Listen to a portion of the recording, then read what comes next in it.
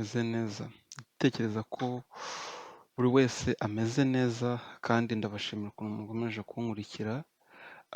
Nk'uko nabisezeranyije umuvandimwe yambajije ikiganiro ku kiganiro nakoze ejo, arambwira ngo nze kugerageza kuvuga uburyo interview iba imeze. Rero nibyo ngiye gukoraho, bivuze ngo personal experience ndasa nkaho nyihagarika kugira ngo twite ku kibazo uyu muvandimwe yatubajije. Mu by'ukuri reka mpere kuri interview. Interview nta gitangaza kiba kiyirimo, ni ibintu biba bisanzwe, ntago umuzungu akubaza ibintu bidasanzwe, cyane cyane nk'iyo ugiye mu by'akazi, ashobora kukubaza kampani wapurayinzemo, wayimenye gute, ese ufite umuntu muziranye, ese poronyo uyiziho iki. Ni ibyo bibazo akenshi akunda babaza. Birumvikana ko njye nakoze interview nk'umuntu uje kwiga, ariko nanjye nari nabikabije, ngewe ku rwanjye ruhande nari nabikabije, nambaye ikote ariko ntabwo babyitaho. So abaporo ukuntu bameze, ni abantu bashobora no kuba banafite ibintu bakize ariko ugasanga bariyoroshye, niko navuga. Rero ntabwo ari ba bantu bagira ayo maprotokole ngo ku buryo ngo niba utambaye ikote, ngo niba utambaye karuvate ngo birateza ikibazo. Ikindi navuga ni uko mu by'ukuri icyo baba bakeneye gucekinga ni dokima ko zitari falsifiye, ko nta fageri zirimo, ko ushobora kuvuga icyongereza. Nkeka ko aribyo bintu aba akeneye gucekinga. Ikindi, nta minota myinshi muvugana, ushobora kwinjiramo mu minota 3 ukaba urayirangije. So rero nta forumire ihari yo kuvuga ngo wakora interview gutya, ngo bazakubaza ibibazo, icyo yabajije mugenzi wawe si icyo ashobora kumubaza. Ashobora kukubaza ngo mbwira umujyi wo muri Polonye. So ashobora kukubwira ati ese iyo kampani ikorera mu uwuhe mujyi. Ibibazo nk'ibyo biri pari hazari, akareba uburyo wexprima. Icya mbere nk'uko nabivuze muri interview navuzeho, abantu bose bakora muri immigration abenshi baba barize psychology. Ashobora gusoma ibiri mu mutwe wawe, ashobora kudetekita, akamenya yuko umubeshye. Ikibazo kimwe akubajije ashobora kudetekita akamenya ko umubeshye. Rero icya mbere navuga ni uko ufite confidence, ukirinda ubwoba. Ibindi ni ibisanzwe, ibindi ugatuza nyine. Icyo utazi ukamubwira, icyo uzi ukabyisubiza nk'uko ugomba gusubiza, kandi ukumva ko nta gikuba cyacitse. Niba rero uri umukozi, birumvikana ko umuntu uje gukora we akenshi baba bakeneye abantu bakora, ntago bigora nk'abanyeshuri. Abanyeshuri bashobora kukubaza nyandikira forumire runaka niba ugiye kwiga ibintu biri chemistry, nyandikira wenda matematike niba ugiye kuziga ibintu bya matematike, resolve iyi equation. Hari unumvishe babibajije, ariko ashobora kukubaza equation iri basic, like x plus 5 plus y equal to 2x for instance. So akareba logique yawe, so akareba ko nyine ibyo uvuga ngo wize koko bihuza. So cyangwa niba ugiye kwiga accounting akakubwira ati wenda sobanura credit na debit bitandukanira hehe. Konti iba debit iba credited ijyari. So ibibazo biri random, ntago navuga ngo hari formulaire. Kucyo wambajije rero kijyanye na, urumva nk'umunyeshuri azitegura we, navuga ko ajya in deep, kuko icya mbere ashobora kukubaza umugaranta mupfana iki. Ariko wowe nk'umuntu uje ku kazi, umugaranta aba ari kampani igiye kuzakwishyura. Ashobora kukubaza ngo minimum wage ni imeze ite. Ashobora kukubaza ngo ku kazi wumva bisaba ibiki, wumva gukora akazi bisaba ibiki. So urumva ibibazo biri generic. Bya bibazo nyine nk'umuntu uba ugiye mu kazi uba ugomba kubuza. Urugero, ngomba kwita ku isuku yanjye, ku isuku cyangwa ku mutekano wanjye, nkita ku mutekano w'abo nkorana nabo. So ibibazo biri generic. So nicyo kintu navuga muri rusange, yaba ugiye mu kazi yaba ugiye kwiga. Ariko cyane cyane ugiye kwiga we biba biri deep, ashobora kujya deep. ariko ntabwo navuga ngo uzagende wabiborotse. Icya mbere ni ukumva ko ari ubuzima busanzwe, ukumva ko nk'uko nabivuze ejo, ukumva ko n'iyo byagenda nabi hari second chance yo gukompureyininga, hari amahirwe ya kabiri y'uko ushobora kongera ugakompureyininga, ukavuga ko ingingo yakureze atari yo. So ariko akenshi ku bantu baba baje gukora bo, akenshi viza barazibona, kereka wenda ufite ikindi kibazo runaka ntazi, cyangwa bagasanga wenda ufite izindi kesi, ho urumva ko byaba biri bugorane. Ikindi kibazo wambajije ngo ese nk'umuntu uje gukora ibizamini bikorwa bite? Hari ikizamini gukoresha, birumvikana ko muri imbasi nta bizamini bihabera, nta bizamini navuga ngo bazagukoresha. Ibizamini byose wakenera gukorerwa byose biba ugeze hano. Reka mbiseguraho gato, ntabwo njye nigeze nkora mu ruganda, sinzi n'abakoresha ikizamini by the way, ariko nkurikije uko mu kazi bigenda, iyo ugiye mu kazi mbere yo gutangira akazi, uragenda usanga kampani igiye kuguhayaringa iba ifite abaganga bakorana, bakabanza bakagenda bakagupima, ariko ni nka bya bindi hano, ni nka bya bindi iwacu ugenda mbere y'uko ujya mu kazi bakabanza bakagukozaho utwuma. Njyewe mu bizamini bibiri nakoze njya mbere, bivuze ngo maze guhindura kampani kabiri, bwa mbere njyayo nta bintu byinshi bigeze bambaza. So yarakubaza uheruka kurwara ryari, ugasubiza,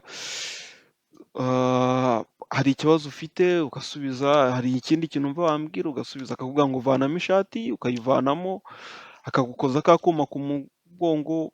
So ariko ntabwo biba biri dipu naho. So ariko ndavuga ngewe uko nari ngiye muri ofisi, nari ngiye gukora utuzi two muri ofisi, birashoboka ko wenda bashobora kukubwira ngo kora ibijyanye n'imbaraga wenda. So birumvikana ko twebwe biba bitandukanye. So ariko ndahamya ko nta muntu wakubwira ngo ngo terura igifuka cy'ibiro 50 se, kora ibi n'ibi n'ibi. Ibyinshi ni imbaraga zawe bapima, ariko ndahamya ko nabyo byaba bitagoye. Rero kuri ambasade nta muntu nigeze mabona wagupima, byumvikana ko niyo waba urabukora ibizamini wabikorera hano, kandi byumvikane ko kampani iba yarabyisimamiyeho, iba yarakoze ibyo biporosedire byose, iba yarabyujuje. Wowe wagenda ujya mu kizamini, ukabanza ugaca ku bitaro baba bakorana, urabukinga, urahamagara, baguhaye detaye n'umunsi n'isaha. Ariko ikintu cya mbere nababwira bavandimwe, abaporone ni abantu bubahiriza isaha. Niba akubwiye 3:40, ni 3:40, ntabwo ari 4 nka yindi yacu, cyangwa ntabwo ari 3:45. Niba akubwiye 3:40, ni 3:40. Last time nagombaga kujya kwa muganga, sinzi ukuntu natubiyeho gatoya, mbona imodoka ahantu nari ngiye kujya ku musipesialiste, biba ngombwa ko ncetse mbona imodoka ishobora kunsika. Nza gusanga ninza kugenda maze kurya ngategereza imodoka, cyangwa ngategereza iminota, nkaza kugenda n'indi modoka, ndibuze kugeraho habura iminota umwe, kandi we icyo gihe ku munota umwe aba afunguye aje kukureba. Byabaye ngombwa ko ngenda nariye, kuko abaporone ni abantu bubahiriza isaha. Yakubwiye 3:00 ni 3:00, yakubwiye 4:00 ni 4:00, yakubwiye 5:00 ni 5:00. Rero nibakubwira ikizamini kiri iki, cyangwa akakubwira ngo ufitanye gahunda n'umuporone izi saha, nuhagera nyuma y'isaha ushobora gusanga gahunda zindi zatangiye. Rero nagira inama umuntu wese ushaka ko kugenda ibintu bye bikagenda neza, akenshi wakubahiriza isaha. Niyo wahagera mbere y'isaha, wenda nko kuri ambasade igihe ubona bitindamo, ukahagera mbere y'isaha nta kibazo, aho kugira ngo wagere nyuma y'isaha, ko nuhagera nyuma y'isaha bishobora kugukostinga ibintu byinshi utatekerezaga. Ibyiza fata 15 minutes, ubanze ube wahageze, witegure, wumve umumeko, uganire na bagenzi bawe, wake kontakite bagenzi bawe, ukenera detaye baguhereze, bakubwire uko bagiyemo. So rero nicyo kintu nakubwira, nicyo kintu nasubiza ko abaporone nta ntambara iba ihari muri interview, ariko nkanakubwira ko isaha yabo irindwa umubi. Ni n'ibintu hafi ya byose. Niba wenda bababwiye ngo ikintu kiragura amafaranga 2,99, ni 2,99. Nunajya no kwishyura bazagusubiza iryo rimwe ryawe. Ntabwo bazakubwira ngo barigumane. Rwose hari igihe ugenda ukabara, hari igihe nkikihagera ndashaka kukumvisha uburyo bari precise cyane. Niba bakubabwiye ngo ikintu ni 3,6 n'amafaranga 4, ni urugero, ubwo aya 4 ugomba kuyashaka, 3,64 ugomba kuyashaka, nabo bakagusubiza 36. So ko hari ibintu usanga bigura 3,60 na bingahe. Rero abapolone bari specifique cyane ku gihe. Rero igihe cyabo kirindwa umubi, buri bintu byabo niba bakubwiye bagusabye dokima ugomba kubuyitanga. Ntabwo uzavuga ngo ntabwo nari mbizi. Abapolone ku kintu kijyanye na dokima barazikunda. Niba wowe ugiye kwitegura, utegure dokima zose, utegure ibintu byose usabwa, ibyo wumva umuntu wese yakubaza ubu bifite, ubu byicaranye. Rero ndumva ari ibyo. Ibindi ugeze hano wageze wabonye visa, ibindi ugenda ubimenya, ujya muri gurupe z'abanyarwanda baba bahari ahantu hafi mu mijyi myinshi, harimo abanyarwanda, harimo community z'abanyarwanda, bakagenda bakwentegera. Ndumva nagerageje gufungura YouTube ngo ndebe ibibazo byose wambajije, ariko ndumva byose ngerageza kubisubiza. Ubwo haramutse hari icyo natarutse cyangwa nibagiwe, wazanyibutsa nkaba nagasobanura. Ariko ntugire ubwoba, ugerageze ujye kuri YouTube ushake ibisubizo byose cyangwa byabajijwe. Ndumva ibishobora kubazwa kuri Google biba bihari, ubicishemo amaso, urebe imijyi, urebe lokasiyo y'ahantu uzaba utuye. Ndabyibuka ngenda nagerageje kuvuga igipolone, ariko ntabwo byari bikenewe pe. Nari narize ngo Jean Dobre, so jinkuye, ariko ntabwo baba babyitayeho. So ntuzabigire intambara. Mbere na mbere uzakora ibintu wumva ko nta bwoba, ubikore wumva ko ari privilege zawe, wumva ko ari uburenganzira bwawe. So ntuzagire ubwoba. Ikintu cyica ibintu ni ubwoba. Yakubaza na dokima ukayimuha ususumira. So aba afite iminota mike cyane. Rero nta gutinyura, ntuzagire ubwoba. Niba ufite interview ntuzagire ubwoba, uzabyoroshye, wumve ko ugiye gukora ibintu bisanzwe. So ni na interview zose, by the way, interview zose niko zimera. So ashobora kubaza tell us about yourself, ubivuge udafite ubwoba. Ndumva ari ibibazo nigerageze gukoraho, hari video nakoze ivuga ukuntu wasubiza tell us about yourself, ari nuza nakozeho ivuga ku bibazo bashaka kukubaza, nayo wazayicishamo amaso ukumva uko nagiye mbisobanura, imijyi y'ingenzi, aho iherereye, ifaranga bakoresha. So urumva ni detail, ni utuntu twinshi. Ntabwo wavuga ngo mu buryo buri standard azambaza ikibazo iki n'iki. Biterwa n'uko waramutse n'amahirwe ufite. Ashobora kubaza ikibazo gikomeye, ariko ibyinshi azakubaza ibibazo biri basic nk'umunyamahanga asabwa kumenya. Hari imijyi n'abapolone baba batazi, so ntabwo azakubaza ibintu nawe adakeka ko utazi. Ariko rega interview se ni iki? Interview ni ukureba ko umuntu afite na commitment yo akunze icyo gihugu, akunze ururimi. Tufate urugero, umubwiye yumvishije nk'udupolone tubiri cyangwa utugambo tw'abapolone tubiri, ni nk'uko waba ugiye muri interview umunyamahanga akaza akinjira akabura akubwira ngo mwiriwe. So wakumva umeze ute? So biramutse bibaye ngombwa akakubaza, mbwira nk'ikintu ushobora kuba uzi mu gipolone, ukaba wavuga ngo sheprasham, ukamubwira sheprasham niryo nzi, rivuga ngo I'm sorry cyangwa sorry.